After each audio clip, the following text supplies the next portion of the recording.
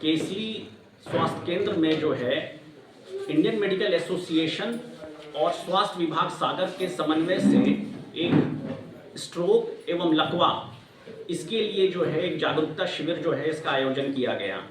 और इस शिविर में जो है इस बात को लेकर के मंथन हुआ और लोगों को आशा बहने और एएनएम और बाकी जितने भी स्वास्थ्यकर्मी रहे और मरीज भी यहाँ पर रहे, इन सबको जो बुनियादी तौर पे लकवा होने के जो कारण हैं उसके बारे में जानकारी दी गई और साथ ही साथ इससे बचने के उपाय भी बताए गए। जो बुनियादी बात जिसके की वजह से लकवा होने की संभावना सबसे ज़्यादा बढ़ रही होती है और जिसको कि आसानी से कम किया जा सकता है वो है धूम्रपान। और धूम्रपान किसी भी प्रकार का सिगरेट, बीड़ी या कंडे या फिर और भी जो प्रकार के धूम्रपान हो सकते हैं, इनको किसी भी तरीके से कम करने की कोशिश करनी होगी।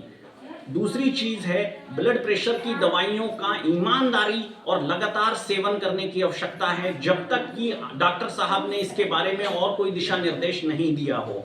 अगर परिवार में किसी को भी लकवे वाली संभावना हो रही होती है, जैसे चेहरा टेढ़ा पड़ रहा हो या हाथों में सुन्नाहट सी आ रही हो, तो ऐसी स्थिति में समय व्यर्थ किए बगैर जल्द से जल्द अस्पताल पहुंचने की कोशिश करेंगे, क्योंकि समय रहते हुए अगर आप अस्पताल पहुंच रहे होते हैं तो आपके ठीक होने और ज़्यादा जो लकवे की स्थिति में गंभीर अवस्था बन जा रही होती है उससे बचने की संभावना ज़्यादा अच्छी रहा करती है। साथ ही साथ लकवे की दवाई और लकवे की जो इलाज हैं उनको सही तरीके से डॉक्टर के परामर्श के अनुसार ही करते रहने की आवश्यकता होती है। हर समय जो तरह तरह की बातें होती हैं कि कहीं और दूसरी जगह झाड़ फूक हो रहा है या किसी और दूसरी की पद्धति से जो है उनका इलाज हो रहा है, ये सभी गलत तरीके हैं और इससे मरीज की स्थिति और गंभीर हो रही होती है। इन सब से अपने को बचने की कोशिश करनी है और ज़्यादा से ज़्यादा समाज में इस बात को फैलाने की ज़रूरत है